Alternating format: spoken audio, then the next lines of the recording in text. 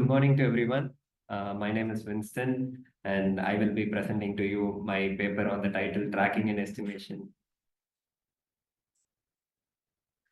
Tracking and Estimation Approach for Human-Aware Mobile Robot Navigation. This paper was co-authored by myself, Joshika, and my professor, Bijo Sebastian. This work was done at IIT Madras as part of the project Autonomous Navigation for Human-Centric Environment. So you might be knowing that autonomous robots are increasingly being applied in social settings. This requires the robots to have the ability to navigate safely around humans. You might have seen that robots are being used in uh, restaurants, and most prominently on roads in the form of self-driving cars. So these robots uh, need to have the sense to pursue where the humans are and where they could be. Therefore, it becomes human tracking becomes an important aspect and a problem to be solved for autonomous navigation. So here is an example of a robot that is being used in such kind of application. On the right is the spot robot mounted with multiple sensors. And I have did the counting for you. There are 6 cameras. One is a depth camera, and there is a 3D LiDAR. And what do we infer from this? Manufacturing the perception system for multiple such robots is going to be a very costly affair. And the software that these robots use requires significant amount of processing, thus causing high latency. So our goal is to use lesser number of sensors, which are of lower cost, and also use lightweight software. So here is the simplified problem statement. You have a robot that is in a cluttered environment, in the sense that there are multiple objects in the surrounding and there are multiple people walking around. And it is mounted with 2 sensors, 2D LiDAR and a monocular camera at knee level. And this something like this is what you get from the LiDAR. It's a point cloud. And from the camera, you get the video feed. Your objective is to track multiple people in this cluttered environment. So here is the overview of our solution. There are 2 modules, detection and tracking and estimation. In the detection module, you deal with a single time frame where you identify humans from the sensor data and get their position estimated. And in the tracking and estimation module, we deal with multiple time frames, in the sense that we try to give the same ID to the same person across all the time frames. And we also try to reduce the noise so that we can obtain a smooth trajectory. And I will be talking in detail about each submodules in the following slides. So firstly, the detection module, I'll talk about the LiDAR standpoint firstly. So as I said, this is the point cloud that you are getting. So a wall would look something like this, like the straight line. A person's leg would look something like this. So the LiDAR data is basically all the points in the surrounding that can be reflected by the laser rays sent by the LiDAR. But then what you see on screen, it's not as intuitive as it looks. What you get from the system standpoint is just a sequence of coordinates. So how do you get a human's position from an array of just coordinates? So for that, you need to answer two questions. Firstly, which chunk of these coordinates represent humans or objects? So for that, first we do background subtraction so that we can focus only on the dynamic objects which contain the humans. And then we group points which are close together. That we have done using clustering, and we have used dbScan. So when you group points which are close together using clustering, we obtain the objects in the surrounding. The second question that you need to answer is, what is the identity of the object that you found? For this, we try to fit circles on the clusters. So, which is, as you see in this image, for example, if I try to fit a circle on this cluster of this wall, you're going to obtain an infinite radius circle. So based on the radius, we are trying to differentiate different objects. So a person's leg would look something like this. And you have now detected humans from a sequence of coordinates. That's the LiDAR data standpoint. And from the camera, you get RGB images of size 416 by 416, and that is given to the YOLO-based object detection, and you get humans detected on the image. So there are flaws to each sensors, the detections from each sensors. From the LiDAR, you get coordinates in real world frame, but then you get false detections.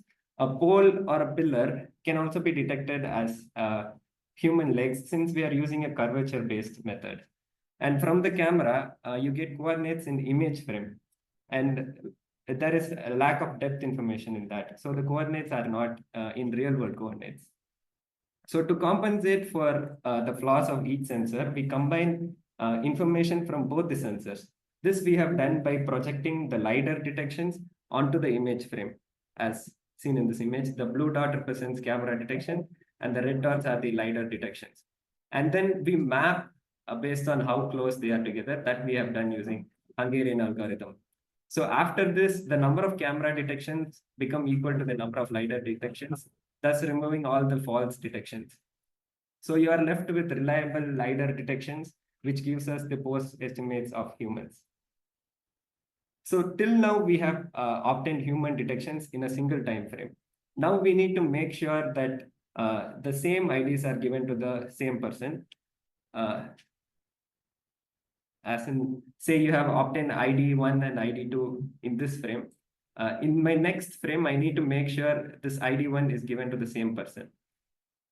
So that is done by associating past detections with the present detection. Just like how we did in the previous slide, using the same Hungarian algorithm. This could be even more better if we have predictions from the past detections. And that we have done using extended Kalman filter, where you can incorporate how a human moves using the motion model. So using the motion model, you can make predictions using past measurements. And since we are leveraging the knowledge of system, this also removes a lot of noise. Say I have the constraint in my motion model that a person can't move above 2 meters per second. So any new detection that does not align with this constraint will be given less weightage in the trajectory. So this is the motion model that we have used. It's a constant linear velocity, constant angular velocity model. It's just the equations of motion with constant velocity. So this we have used because a person in general can be assumed to move in a smooth manner. Like if he keeps walking straight, he goes on walking straight in a crowded environment. So this is the simplified overview of this module. For example, say you get measurements at time t. In the initial step, you create IDs for them, and then you do predictions using the motion model. You get predictions for t plus 1. And then when you get measurements for t plus 1, you associate them with the predictions from t plus 1, and they are assigned IDs based on what you assign to the prediction at t plus 1. And then these predictions and measurements are combined together in the update step of EKF, like kind of like an average, weighted average, and you get a better estimate of the current measurement, thus reducing noise. And you have also given IDs to your measurements, maintaining consistent IDs for all the persons.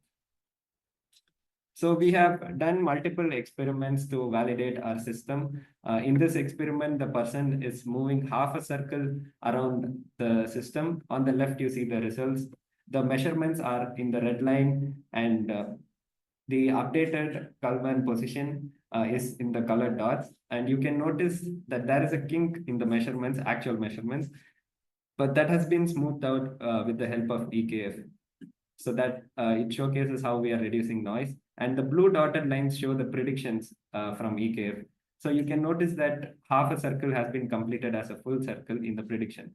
This showcases the system's ability to track humans even when they are not visible to the sensors. This is the experiment with multiple humans. You have two people walking towards the setup. They are holding April tags, and that we have done because we will track the April tags so that will be our ground truth. to compare with the trajectories that we obtained. On the left is the April tag being tracked. In the middle, you see the video feed with the camera detections and LiDAR detections being associated. And this is the laser scan with the filtered reliable LiDAR detections. I'll play the video.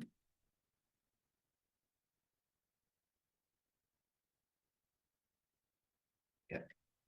So these are the results that we obtained. On the left is the trajectories. The orange color is the measurements, and you can see that the kings have been smoothened out. This is the dashed colored lines is the Kalman updated position estimate. The kings happen because of the switching between sometimes left leg is detected, sometimes right leg is detected. So that is handled by the EKF. The red dotted line is the ground truth.